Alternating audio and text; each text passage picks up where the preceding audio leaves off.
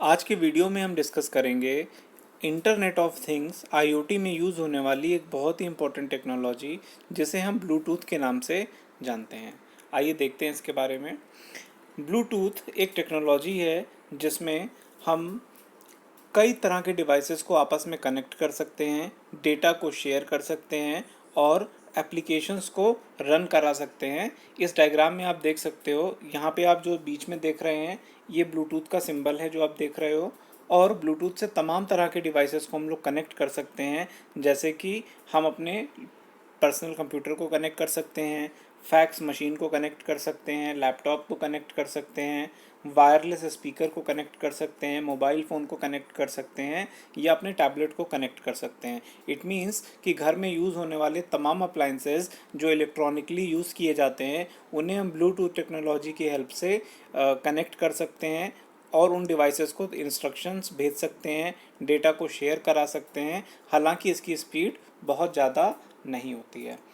चलिए आइए हम लोग बात करते हैं how Bluetooth creates a connection. Bluetooth का कनेक्शन जो है वो कैसे इस्टेब्लिश होगा। तो ब्लूटूथ का कनेक्शन इस्टेब्लिश करने के लिए कुछ बातों को हमें ध्यान में देना पड़ेगा। कौन सी वो बातें हैं? इसमें से एक बात है इम्पोर्टेंट कि it provides agreement on physical layer. Bluetooth is a radio frequency standard. तो पहली बात क्या ध्यान में रखनी है कि फिजिकल लेयर के लेवल पर ये एक एग्रीमेंट प्रोवाइड करता है और ये याद रखना है कि ये एक रेडियो फ्रीक्वेंसी स्टैंडर्ड है। इसका मतलब क्या हुआ कि जो रेडियो फ्रीक्वेंसीज का स्पेक्ट्रम है उसका यूज़ करते हुए इस टेक्नोलॉजी को हमें फुलफ़िल करवाना है। सेकेंड बात आपको क्या ध्यान रखनी है, it provides agreement at the protocol level. Protocol level को ध्यान में रखना है। यहाँ पर प्रोटोकॉल से हमारा मतलब ये है कि हमें जिन भी डिवाइसेस के बीच में आपस में कनेक्ट करना है ब्लूटूथ टेक्नोलॉजी का यूज़ करते हुए, देखना पड़ेगा कि हम कैसे उन दोनों डिवाइसेस के बीच में एक एग्रीमेंट को सेट कर रहे हैं। कि इस एग्रीमेंट में हम क्या क्या देख सकते हैं कि कैसे हम बिट्स को सेंड करते हैं, कितने बिट्स एक बार में सेंड किए जाते हैं and how many parties are involved in this process. तो इन सारी चीज़ों को हम लोग एक एक करके देख लेंगे। नेक्स्ट आपको ध्यान रखना है कि ब्लूटूथ हम लोग यूज़ क्यों कर रहे हैं। ब्लूटूथ की एक ख़ास बात यह है कि एक वायरलेस टेक्नोलॉजी है। सबसे इम्पोर्टेंट बात तो यही है कि एक वायरलेस टेक्नोलॉजी है जिसकी वजह से हम इस टेक्नोलॉजी को बहुत ही आसानी के साथ यूज़ कर सकते हैं। रीज़न इसका ये है कि आमतौर पर हमें छोटे छोटे डिवाइसेस को, छोटे छोटे फाइल्स को ट्रांसफ़र करवाना पड़ता है। सपोज़ आप पर्सनल कंप्यूटर पे वर्ड फाइल बना रहे हो, कोई प्रेजेंटेशन आपने तैयार किया और मोबाइल फ़ोन पे उसको ट्रांसफ़र करना है। बहुत ही आसानी से इस तरह के जो टास्क हैं ब्लूटूथ का यूज़ करते हुए बहुत ही आसानी से किए जा सकते हैं। तो एक तो ये वायरलेस है, दूसरा ये इनएक्सपेंसिव है। इट मीन्स कि इसको इनबिल्ट करने में प्रोसेसर के साथ, लैपटॉप्स के साथ या तमाम डिवाइसेस के साथ इनबिल्ट करना बहुत कॉस्टली नहीं है। बहुत ही रीज़नेबल कॉस्ट के साथ इनको हम इनबिल्ट कर सकते हैं। इसीलिए हम आजकल के समय में तमाम होम अप्लाइंसेस में देखते हैं कि इस तरह की टेक्नोलॉजीज़ को प्रोवाइड किया गया है। ब्लूटूथ आप हर जगह देखते हो, चाहे वो आपका आप कार के अंदर म्यूज़िक सिस्टम देखते हो वहाँ पर भी मिलता है, घरों में यूज़ होने वाला जो वायरलेस स्पीकर है वहाँ पर भी यूज़ होता है, प्रिंटर में भी देखते हैं। इस तरह से हम लोग इस ब्लूटूथ टेक्नोलॉजी को यूज़ करते हैं।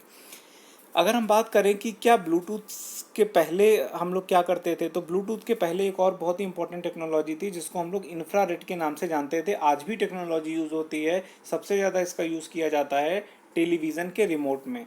हम जानते हैं कि जो टेलीविज़न का रिमोट है आज भी जो हम यूज़ करते हैं, चाहे सेट टॉप बॉक्स का रिमोट हो या आपके टेलीविज़न का रिमोट हो या आपके एयर कंडीशन का रिमोट हो, ये सभी में इंफ्रारेड टेक्नोलॉजी को आज भी यूज़ किया जाता है। क्योंकि उस पर्टिकुलर एप्लीकेशन के लिए इंफ्रारेड टेक्नोलॉजी एक बेटर रोल प्रोवाइड करती है। लेकिन इसके कुछ ड्रॉबैक्स भी हैं इंफ्रारेड टेक्नोलॉजी के। क्या इसके मेन ड्रॉबैक्स थे? इसका पहला ड्रॉबैक ये था line of site. Line of site से हमारा मतलब है कि जिन दो डिवाइसेस के बीच में कम्युनिकेशन होना है वो एक दूसरे के बिल्कुल सीध में रहेंगे, एक लाइन क्रिएट करेंगे। जैसे हम लोग रिमोट को जब भी प्रेस करते हैं तो टीवी को पॉइंट आउट करते हुए करते हैं। क्यों ऐसा करते हैं? ताकि एक लाइन ऑफ साइट क्रिएट हो सके, एक लाइन ऑफ साइट मेंटेन हो। और ये भी इस बात का भी ध्यान में आपको रखना है कि लाइन ऑफ साइट इस तरह से क्रिएट हो कि किसी भी तरह का कोई ऑब्स्टेकल नहीं आना चाहिए लाइन ऑफ साइट के बीच में। दूसरा इसका ड्रॉबैक इंफ्रारेड टेक्नोलॉजी का ये था कि ये हमेशा 1-to-1 टेक्नोलॉजी प्रोवाइड करता था। 1-to-1 टेक्नोलॉजी से यहाँ पे हमारा मतलब है कि जिन दो डिवाइसेस के बीच में डेटा का ट्रांसमिशन हो रहा है, केवल वो दो डिवाइसेस ही कनेक्ट होंगी आपस में, और किसी एक पर्टिकुलर टाइम में अगर डेटा एक डिवाइस से दूसरी डिवाइस पे सेंड किया जा रहा है तो केवल वही काम उस पर्टिकुलर टाइम में हो सकता है। दूसरी डिवाइस पहली डिवाइस को उसी सेम टाइम में डेटा को ट्रांसमिट नहीं कर सकती। हालांकि चाहे आप इन दोनों पॉइंट्स को इंफ्रारेड का ड्रॉबैक समझिए, चाहे इसी को आप इसका एडवांटेज भी समझ सकते हैं, क्योंकि इन्हीं दोनों पॉइंट की वजह से ही हम रिमोट वगैरह में इंफ्रारेड को यूज़ करते हैं। लेकिन अगर हम बात करते हैं ब्लूटूथ टेक्नोलॉजी की, तो ब्लूटूथ टेक्नोलॉजी इंफ्रारेड के कंपैरिजन में काफ़ी कुछ कर सकती है। तो आइए जानते हैं कि ब्लूटूथ जो है वो किस तरह से ऑपरेट करता है और किस तरह से काम जो है वो करता है। ब्लूटूथ के बारे में कुछ बातें आपको ध्यान में रखनी है। क्या क्या बातें हैं वो? सबसे पहली बात यह है कि Bluetooth networking transmits data via low power radio waves. Low power radio waves में डेटा को ट्रांसमिट करता है। इसका जो बैंड है, या कह लीजिए कि किस फ्रीक्वेंसी पे काम करता है, तो आप बताओगे कि ये काम करता है 2.45 गीगाहर्ट्ज़ पर काम करता है। इस फ्रीक्वेंसी पर ये काम करता है, और इसका जो बैंड है वो डिसाइडेड है 2.4 गीगाहर्ट्ज़ से 2.483 गीगाहर्ट्ज़ के बीच में। यानी कि इसकी फ्रीक्वेंसी तो 2.45 गीगाहर्ट्ज़ है एक्चुअली, लेकिन इसका जो बैंड कहाँ से किस किस के बीच में काम करता है, तो आप बताओगे 2.400 गीगाहर्ट्ज़ से 2.483.5 गीगाहर्ट्ज़ के बीच में ये काम करता है। और अगर हम बात करें कि ये किस पर्टिकुलर बैंड को बिलोंग करता है, तो हम बताएंगे कि ये सेम वही बैंड यूज़ यहाँ पर किया जाता है जिसको हम ISM बैंड के नाम से जानते हैं, जिसको हम इंडस्ट्रियल, साइंटिफिक और मेडिकल डिवाइसेस के लिए यूज़ करते हैं। ध्यान रखने वाली बात यह है कि ये जो ISM बैंड होता है, ये इन पर्टिकुलर एप्लीकेशंस, वो इंडस्ट्रियल हो, साइंटिफिक हो या मेडिकल डिवाइसेस के लिए रिजर्व रहता है, और लोकल एरियाज़ में जनरली इसका यूज़ किया जाता है, और इस तरह से यूज़ किया जाता है कि ये अदर डिवाइसेस को सेम बैंड में यूज़ होने के बाद भी इंटरफेयर नहीं करता है। चलिए नेक्स्ट हम लोग बात कर लेते हैं। चलिए, ब्लूटूथ के कुछ ग्रुप्स ने ये बात सबसे पहले ये बताई थी कि इसका जो रेंज है वो 1 किलोमीटर तक भी हो सकता है, लेकिन इसके लिए आपको कुछ पर्टिकुलर बातों को ध्यान में रखना पड़ेगा। क्या वो बातें हैं कि आप जिस सिग्नल को भेज रहे हैं वो सिग्नल बहुत ही, एक तो सिग्नल वीक होता था, दूसरा किसी भी तरह का इंटरफेयरिंग जो है वो बीच में नहीं होनी चाहिए। हालांकि प्रैक्टिकली हम लोग जिन ब्लूटूथ डिवाइसेस को देखते हैं उनका रेंज इतना नहीं होता है। अगर इसके एक्चुअल पावर वाले रेंज की बात किया जाए तो उस पर्टिकुलर रेंज में आप देखोगे कि इसका रेंज 200 मीटर्स के अराउंड आपको देखने को मिल जाता है। लेकिन ब्लूटूथ के लिए खास बात क्या है कि ब्लूटूथ के लिए आपको लाइन ऑफ साइट कम्युनिकेशन की कोई ज़रूरत नहीं है। जैसा कि आपने देखा था कि इंफ्रारेड टेक्नोलॉजी में रिमोट और टेलीविज़न के बीच का जो कम्युनिकेशन होता था, वहाँ पर आपको एक लाइन ऑफ साइट मेंटेन करने की ज़रूरत पड़ती थी। वैसा कुछ भी ब्लूटूथ के केस में नहीं होता है। ब्लूटूथ में वैसा कुछ भी करने की आपको ज़रूरत नहीं है। साथ ही साथ ब्लूटूथ का एक फ़ायदा ये भी है कि Bluetooth can handle many devices simultaneously. कई सारे डिवाइसेस को एक ही साथ में ये हैंडल कर सकता है, कई डिवाइसेस को एक ही बार में यूज़ करवा सकता है। इसके लिए जो टेक्नोलॉजी यहाँ पर यूज़ की जाती है उस टेक्नोलॉजी को आपको ध्यान में रखना है। इस टेक्नोलॉजी को हम लोग बोलते हैं spread spectrum frequency hopping technique. इस टेक्निक की एक ख़ास बात यह है कि जब हम इस टेक्निक को यूज़ करते हैं तो ये एक से ज़्यादा डिवाइसेस को सेम टाइप के फ्रीक्वेंसी में यूज़ करने को एक तरह से कह लीजिए कि ये रोकता है। कहने का मतलब ये है कि ऊपर जो बैंड आपको प्रोवाइड किया गया था 2.4 गीगाहर्ट्ज़ के फ्रीक्वेंसी बैंड में ये काम करता था, तो कह रहे कि उसी बैंड में अगर एक से ज़्यादा डिवाइसेस हैं जो ब्लूटूथ के नेटवर्क को इस्टेब्लिश करने की कोशिश करते हैं, तो स्प्रेड स्पेक्ट्रम फ्रीक्वेंसी हॉपिंग एक ऐसी टेक्नोलॉजी है जो इन डिवाइसेस में अगर एक से ज़्यादा ब्लूटूथ कनेक्शंस बनाए जाते हैं तो उनकी फ्रीक्वेंसीज़ को इस तरह से सेट करता है कि वो एक दूसरे के साथ इंटरफेयर नहीं करते हैं। अगर हम इस टेक्नोलॉजी की बात करें तो इस टेक्नोलॉजी में कह रहे हैं कि a device will use 79 individual random chosen frequencies with in a designated range. कह रहे हैं एक पर्टिकुलर डेजिग्नेटेड रेंज में 79 इंडिविजुअल रैंडम फ्रीक्वेंसीज़ को चूज़ करते हैं और ये फ्रीक्वेंसीज़ आपस में बदलती रहती हैं। और इस टेक्नोलॉजी का यूज़ करते हुए हम लोग ब्लूटूथ को यूज़ करवाते हैं। और यही रीज़न है कि कई सारे डिवाइसेस जो ब्लूटूथ टेक्नोलॉजी को यूज़ करते हैं उनको एक रूम में भी हम यूज़ कर सकते हैं और वो एक दूसरे को इंटरफेयर भी नहीं करेंगे। और इंटरफेयर ना कर पाने का रीज़न क्या है? रीज़न है spread spectrum frequency hopping technique, जिसकी वजह से यहाँ पर फ्रीक्वेंसीज़ बहुत बार, कह लीजिए 1000 टाइम्स या कह लीजिए 1600 बार जो है वो आपस में फ्रीक्वेंसीज़ आपस में बदलती रहती हैं, जिसकी वजह से आपस में एक दूसरे के साथ इंटरफेयर नहीं करती। और जब इंटरफेयर नहीं करती तो ब्लूटूथ कम्युनिकेशन जो है आसानी से फुलफ़िल करवाया जा सकता है। इस बात को एक एग्ज़ाम्पल के थ्रू भी हम लोग समझ सकते हैं।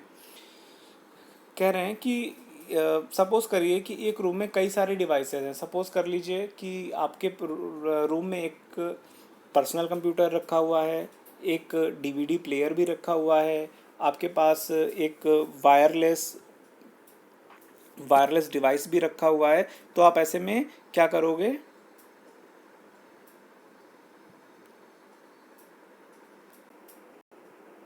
इस एग्जाम्पल को समझने से पहले एक पर्टिकुलर कॉन्सेप्ट है, इसको आप और समझ लीजिए। कह रहे हैं कि ब्लूटूथ में जब भी ब्लूटूथ कनेक्ट करने की कोशिश करता है, कनेक्शन का मतलब ये है कि जब एक से ज़्यादा डिवाइसेस आपस में कनेक्ट करती हैं तो वो एक नेटवर्क बन जाता है। और ब्लूटूथ के केस में जो नेटवर्क हम लोग बनाते हैं, इस नेटवर्क को पर्सनल एरिया नेटवर्क या कह लीजिए पैन के नाम से जानते हैं, या फिर इसी को पीकोनेट के नाम से भी जानते हैं। ये ब्लूटूथ नेटवर्क के केस में बनने वाला एक नेटवर्क है जिसमें डिवाइसेस ब्लूटूथ टेक्नोलॉजी का यूज़ करते हुए कनेक्ट करती हैं। और इन पीकोनेट्स का काम क्या है? कह रहे हैं कि जब भी ब्लूटूथ कनेक्शन इनिशिएट किया जाएगा और जिस डिवाइस के लिए उसको इनिशिएट किया गया है वो दोनों डिवाइसेस एक दूसरे के साथ कनेक्ट कर दी जाएंगी। और कनेक्ट करने के पीछे रीज़न क्या है? रीज़न एक तो ये ऊपर हम लोगों ने पढ़ा कि स्प्रेड स्पेक्ट्रम टेक्नोलॉजी को यूज़ करना है। दूसरा, एक पर्टिकुलर यूनिक कोड की हेल्प से उन डिवाइसेस को आपस में कनेक्ट किया जाएगा। सपोज़ करिए कि आपको अपने पर्सनल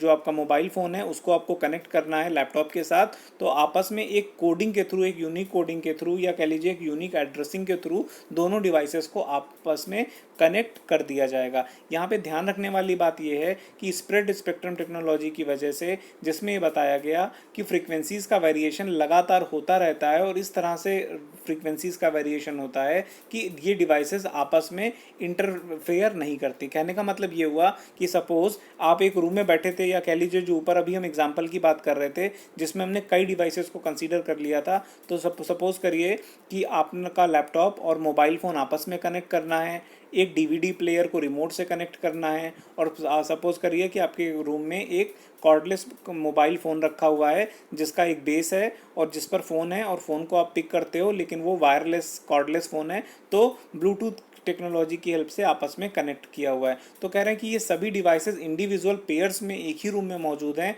और सारे के सारे कौन सी टेक्नोलॉजी यूज़ करते हैं? सारे के सारे ब्लूटूथ टेक्नोलॉजी को ही यूज़ कर रहे हैं। लेकिन फिर भी ये इनकी रेंज जो है वो इस तरह की है कि आपस में एक दूसरे के साथ ये कनेक्ट नहीं करते, या कह लीजिए आपस में एक दूसरे को इंटरफियर नहीं करते। और इसका रीज़न सिर्फ यही है कि ये स्प्रेड स्पेक्ट्रम टेक्नोलॉजी को यूज़ करते हैं जिसमें फ्रीक्वेंसीज़ का वेरिएशन इतने तेज़ी से हो रहा है कि शायद ही कोई ऐसा रेयर इवेंट आता होगा जब किसी पर्टिकुलर डिवाइस की दूसरी डिवाइस के साथ फ्रीक्वेंसी मैच होती होगी। लेकिन फिर भी वो एक इतने छोटे से इंस्टेंट के लिए है कि उसके बाद चीज़ें दोबारा से सही हो जाती हैं। और जो डिवाइसेस, कह लीजिए कि आपका मोबाइल फ़ोन पर्सनल कंप्यूटर के साथ कनेक्ट रहता है या डीवीडी प्लेयर रिमोट के साथ कनेक्ट रहता है, और कॉर्डलेस फ़ोन जो है वो अपने रिस्पेक्टिव बेस के साथ कनेक्ट रहता है, ये सारी चीज़ें पॉसिबल कैसे हो पा रही हैं? ये सारी की सारी चीज़ें इसलिए हो पा रही हैं क्योंकि ब्लूटूथ जो है वो पिकोनेट्स नेटवर्क बनाता है, साथ ही साथ स्प्रेड स्पेक्ट्रम टेक्नोलॉजी को यूज़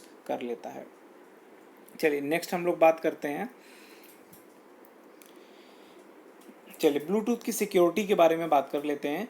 सिक्योरिटी एक बहुत ही, क्योंकि जब भी हम कभी नेटवर्क की बात करते हैं तो सिक्योरिटी अपने आप में एक बहुत ही इम्पोर्टेंट रोल प्ले करता है। विदाउट सिक्योरिटी कोई भी नेटवर्क जो है वो इनसिक्योर हो जाता है और उसमें कनेक्शन को यूज़ करना सेफ नहीं रह जाता है।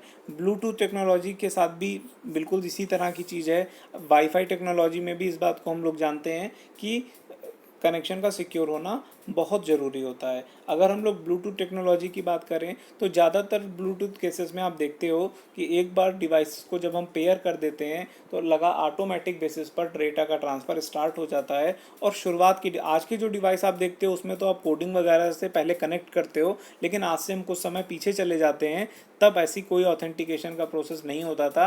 ब्लूटूथ के थ्रू डिवाइसेस को कनेक्ट करते थे और डेटा का ट्रांसमिशन जो है वो स्टार्ट हो जाता था। तो कह रहे हैं कि इस तरह का जो एक प्रोसेस होता था इसमें इनसिक्योर नेटवर्क का भी एक खतरा बना रहता था, जिसकी वजह से आपका जो नेटवर्क है इस पे अनवांटेड मैसेजेस या अनवांटेड कनेक्शन जो है वो भी कभी कभी हो जाते इस्टेब्लिश हो जाते थे और गलत डिवाइस पे डेटा भी चला जाता था। इससे बचने का एक सही तरीका ये है कि हम ब्लूटूथ में मतलब एक प्रोविज़न किया गया है जिसको हम ट्रस्टेड डिवाइसेस का प्रोविज़न बोलते हैं। अगर आप अपने स्मार्टफोन में या आपके लैपटॉप में देखें तो आपको पता चलेगा कि वहाँ पर ट्रस्टेड डिवाइसेस करके हम लोग क्या करते हैं, एक कॉलम बना करके रखते हैं जहाँ पर ऐसी डिवाइसेस जिनके साथ रिसेंट कनेक्शन किया गया है और जिनको आप सिक्योर समझते हो उनको ट्रस्टेड डिवाइसेस के नाम से हम लोग सेव करके रखते हैं, ताकि इन डिवाइसेस के साथ अगर कनेक्शन बनाया जाए तो विदाउट किसी हैसल के आपस में डेटा को आसानी से ट्रांसफ़र कर सकें। लेकिन अगर वो डिवाइस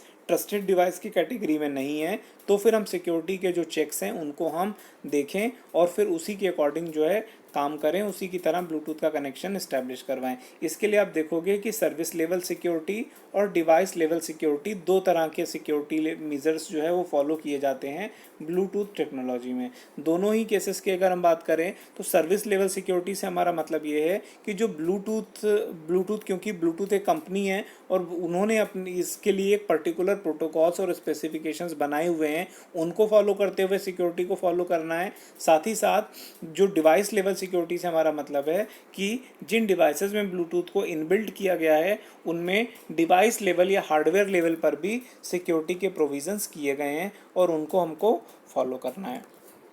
ये सिक्योरिटी के जो फीचर्स हैं इसमें जिस पर्टिकुलर लेवल को फॉलो करते हैं उनको हम बोलते हैं authorisation and identification. Authorisation and authentification या आइडेंटिफिकेशन एक प्रोसेस है जिसमें जिन डिवाइसेस के बीच में कनेक्शन को इस्टेब्लिश किया जा रहा है, डिवाइसेस को पेयर किया जा रहा है, उनको पहले हम ऑथोराइज़ करेंगे। ऑथोराइज़ करने का मतलब क्या है कि डेटा को हम पहले सेंड ना करते हुए कुछ डेटा को सेंड कर रहे हैं, सिर्फ ऑथोराइज़ करने के लिए एक डिवाइस रिक्वेस्ट सेंड करेगी और दूसरी डिवाइस पहले ही इस बात को एश्योर करेगी कि हाँ आप इस डिवाइस के साथ पेयरिंग करनी है या पेयरिंग नहीं करनी है, और इसके बाद जो है ऑथेंटिकेशन को फुलफ़िल करवाया जाएगा। आप देखते होंगे आपने खुद भी कभी ब्लूटूथ का कनेक्टिविटी करके देखा होगा तो आपको पता चला होगा कि आप पहले कनेक्शन को इस्टेब्लिश करते हो, इसके बाद आप देखते हो कि जो सेंडिंग डिवाइस है एक कोड सेंड करती है जो रिसीविंग डिवाइस पर शो करता है।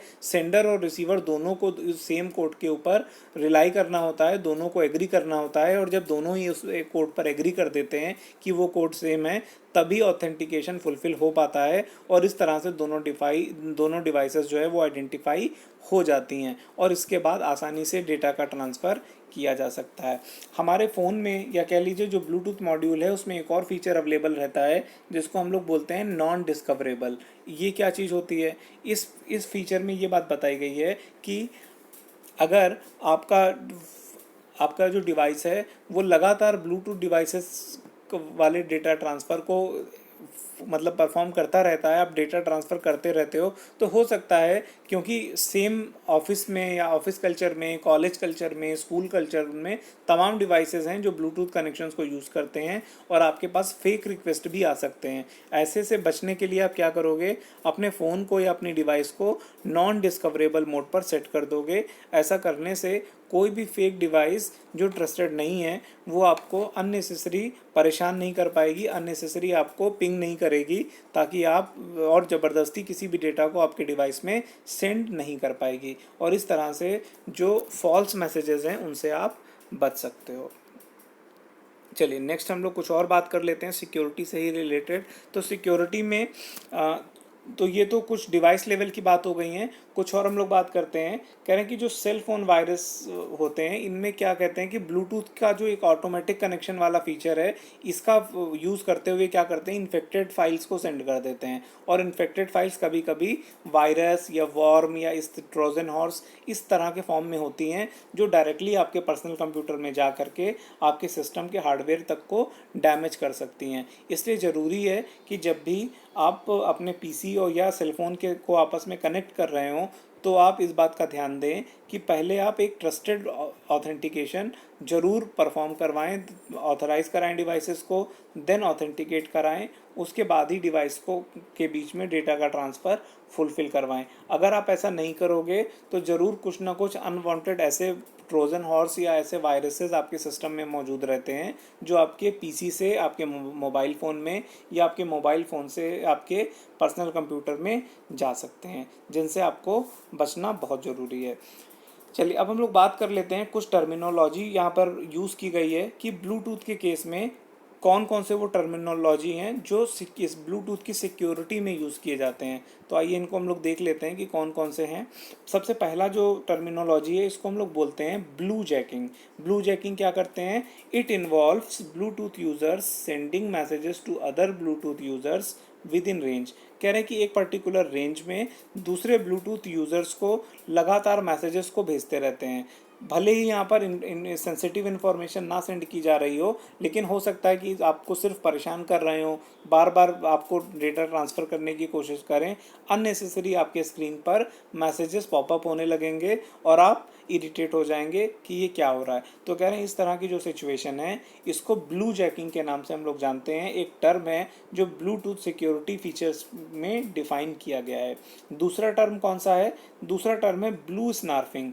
ये क्या टेक्नोलॉजी है, बिल्कुल वैसे ही काम करती है जैसे ब्लू चेकिंग होती है, लेकिन इसमें जो सेंड किए हुए मैसेजेस होते हैं वो एक कोड को अपने अंदर इंक्लूड करके रखते हैं और ये कोड क्या करते हैं, जो रिसीवर है उसको फोर्स करते हैं कि वो कुछ रिप्लाई करे, कुछ सेंड बैक करे, या कह लीजिए उसके फ़ोन से कुछ इंपॉर्टेंट इन्फॉर्मेशन को सेंड करने को बोला जाता है ताकि कुछ ऐसी इन्फॉर्मेशन मिल सके जिससे रिसीवर की आइडेंटिटी हैक की जा सके। तो इस तरह का जो इसके लिए जो टर्म यूज़ किया गया है इसको हम बोलते हैं ब्लू स्नार्फिंग। नेक्स्ट टर्म देखते हैं कौन सा है, अगला टर्म है ब्लू बगिंग। ब्लू बगिंग एक बहुत ही इंपॉर्टेंट टर्म है जो यहाँ पर हैकिंग में यूज़ किया जा रहा है। क्या वो होता है इसमें, कह रहे हैं कि इसमें हैकर्स जो है वो रिमोटली एक्सेस करने की कोशिश करते हैं, ब्लूटूथ कनेक्शन को सेंड करते हैं, रिसीवर की डिवाइस को ट्रस्टेड डिवाइस के कैटेगरी में लाने की कोशिश करते हैं, उसको हैक कर लेते हैं और हैक करने के बाद क्या करेंगे, रिमोटली वो आपके कहने का मतलब ये है रिमोट प्लेसेस पे, मतलब वो दूसरे प्लेस पर बैठे हुए हैं और रिमोटली ही आपके फ़ोन के ऊपर उन्होंने अपना एक्सेस बना लिया। और ये एक्सेस इस तरह से है कि वो फ़ोन के फीचर्स को भी यूज़ कर सकते हैं, कॉल प्लेस कर सकते हैं, टेक्स्ट मैसेज तक को सेंड कर सकते हैं। यानी कह लीजिए कि आपका पूरा का पूरा सेलफोन जो है वो अब हैक हो चुका है और उसके साथ कोई भी सिक्योरिटी से रिलेटेड फॉल्ट जो है वो किया जा सकता है। तो कह रहे हैं इस तरह की जो ये टेक्निक होती है इसको बोला जाता है blue bugging. Blue bugging hackers इसको यूज़ करते हैं और फ़ोन को हैक करने की कोशिश करते हैं। एक और टेक्नोलॉजी जिसको बोला जाता है ब्लू बॉर्ने, ये क्या करता है, it requires convincing device owner to wake up the device after which the hacker can control its screen and apps. ये स्क्रीन रिकॉर्डर की तरह काम करता है। ये क्या करेगा, ये जो भी रिसीवर है उससे परमिशन ले लेता है कि वो अपनी डिवाइस को वेकअप करे, और जैसे ही डिवाइस को वेकअप किया जाता है स्क्रीन जो है वो शेयर हो जाती है हैकर के साथ, और उस स्क्रीन के ऊपर जितने भी ऐप्स अवेलेबल हैं या स्क्रीन के ऊपर होने वाली जितनी भी एक्टिविटीज़ हैं उसका कंट्रोल हैकर के पास चला जाता है और वो स्क्रीन और उसके ऊपर मौजूद ऐप्स की हेल्प से हैकिंग को परफॉर्म करता है। इसके लिए जो टर्म यूज़ हुआ होता है इसको बोला जाता है ब्लू बॉर्न।